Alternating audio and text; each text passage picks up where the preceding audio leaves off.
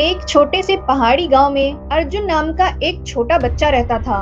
अर्जुन के गले पर जन्म से ही नीले रंग का अजीब निशान था, जैसे किसी ने उंगलियों से कसकर दबाया हो।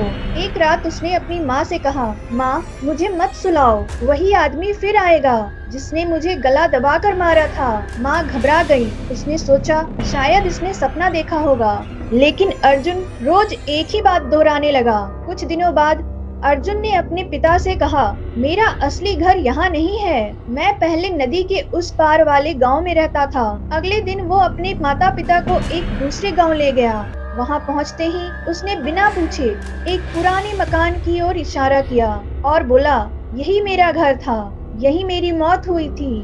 गांव के बुजुर्ग चौंक गए, क्योंकि 5 साल पहले उसी घर का मालिक रहस्यमय तरीके से गायब हो गया था। अर्जुन ने बताया कि उसे अपना नाम याद है, वो नाम वही था जो उस गायब आदमी का था।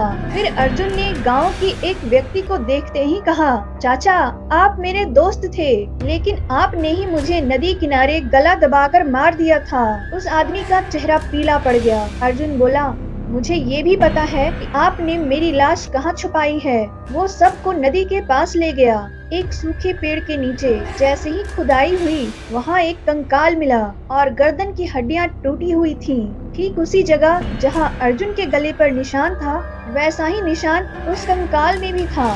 थोड़ी दूर मिट्टी में दबी हुई रस्सी भी मिली।